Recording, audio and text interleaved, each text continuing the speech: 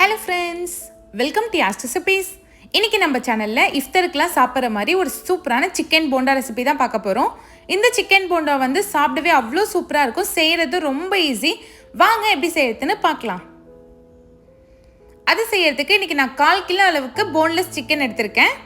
கூடவே 2 உருளைக்கிழங்கு தோல் சீவிட்டு சேர்த்துக்கலாம். 1 ஸ்பூன் உப்பு சேர்த்துக்கோங்க. 1/2 ஸ்பூன் அளவுக்கு மஞ்சத்தூள் சேர்த்துக்கலாம். இப்போ சிக்கன் முழுகிற அளவுக்கு தண்ணி சேர்த்துக்கோங்க. குக்கர் மூடி 2 விசில் வச்சு எடுத்துக்கோங்க. இப்போ இன்னொரு சைடு மாவு ரெடி பண்ணிக்கலாம். 1 கப் அளவுக்கு கடலை மாவு சேர்த்துக்கோங்க. கூடவே 1/4 கப் அளவுக்கு அரிசி மாவு சேர்த்துக்கலாம். 1 ஸ்பூன் உப்பு சேர்த்துக்கோங்க. 1/2 ஸ்பூன் பெருங்காயத்தூள் சேர்த்துக்கலாம். 1 ஸ்பூன் தனி மிளகாய்த்தூள் சேர்த்துக்கோங்க. 1/4 ஸ்பூன் அளவுக்கு பேக்கிங் சோடா உப்பு சேர்த்துக்கோங்க. இப்போ கொஞ்சமாக தண்ணி சேர்த்து நல்லா மிக்ஸ் பண்ணிக்கோங்க. தண்ணியோட அளவு வந்து மாறலாம். நல்லா திக்காக இந்த மாதிரி பேட்டரில் மிக்ஸ் பண்ணி எடுத்துக்கலாம்.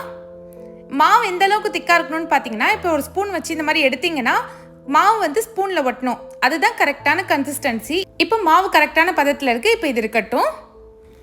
இன்னொரு சைட் பார்த்தீங்கன்னா சிக்கனும் உருளைக்கிழங்கும் நல்லா வெந்துருச்சு. சிக்கனை நல்லா இந்த மாதிரி உதிர்த்து விட்டுக்கோங்க.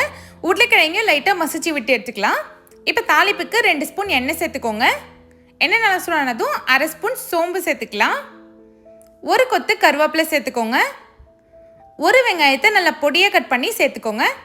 சேர்த்துட்டு இதை லைட்டாக வதக்கிக்கோங்க. ரொம்ப வதங்கணும்னு அவசியம் இல்லை. 1 ஸ்பூன் இஞ்சி பூண்டு பேஸ்ட் சேர்த்து நல்லா பச்சை வாசனை போகிற அளவுக்கு நல்லா வதக்கிக்கோங்க. நல்லா இஞ்சி பூண்டோட பச்சை வாசனை போனதுக்கப்புறம் மசாலா சேர்த்துக்கலாம். 1/2 ஸ்பூன் மஞ்சத்தூள் சேர்த்துக்கலாம். 1 ஸ்பூன் தனி மிளகாய்த்தூள் சேர்த்துக்கோங்க. 1/2 ஸ்பூன் கரம் மசாலா இல்லைன்னா சிக்கன் மசாலா சேர்த்துக்கோங்க. 1/2 ஸ்பூன் மல்லித்தூள் சேர்த்துக்கலாம்.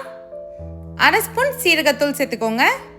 ஒரு 1/2 ஸ்பூன் அளவுக்கு உப்பு சேர்த்துக்கோங்க. நான் ஆல்ரெடி சிக்கன்லேயும் மாவுலேயும் சேர்த்ததுனால கம்மியாக சேர்த்துருக்கேன். இதையும் நல்லா ஒரு 1 நிமிஷத்துக்கு வதக்கி விட்டுக்கலாம். இப்போ நம்ம ஸ்ட்ரெட் பண்ணி வச்ச சிக்கனை இதோட சேர்த்துக்கலாம். சேர்த்துட்டு நல்லா ஒரு 2 நிமிஷம் இந்த மசாலாவோடய அந்த சிக்கனை நல்லா மிக்ஸ் பண்ணி விடுங்க.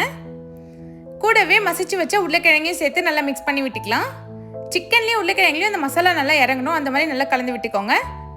லாஸ்ட்டாக கொஞ்சமாக கொத்தமல்லி தழை சேர்த்து நல்லா ஒரு வாட்டி மிக்ஸ் பண்ணிவிடுங்க. இப்போவே இதில் நமக்கு நல்ல வாசனை வரும். இப்போ இது கேஸ் ஆஃப் பண்ணிடலாம். ஆறுனதுக்கப்புறம் கையில் கொஞ்சமாக எண்ணெய் தேய்ச்சிக்கோங்க. இப்போ இந்த சிக்கன்லேருந்து கொஞ்சமாக சிக்கன் எடுத்து உருண்டை பிடிச்சி வச்சுக்கோங்க.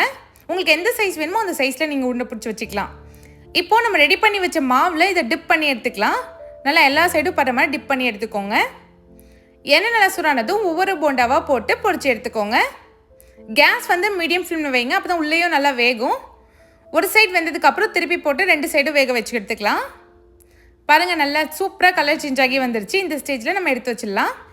அவ்வளோதான், நல்லா காரசாரமாக மொறுன்னு சூப்பரான சிக்கன் போண்டா ரெடி ஆகிடுச்சு. ட்ரஸ்ட் மீ, இதோட டேஸ்ட் அவ்வளோ சூப்பராக இருக்கும். நம்ம சாப்பிட்டுக்கிட்டே இருக்கணும் போல இருக்கும்.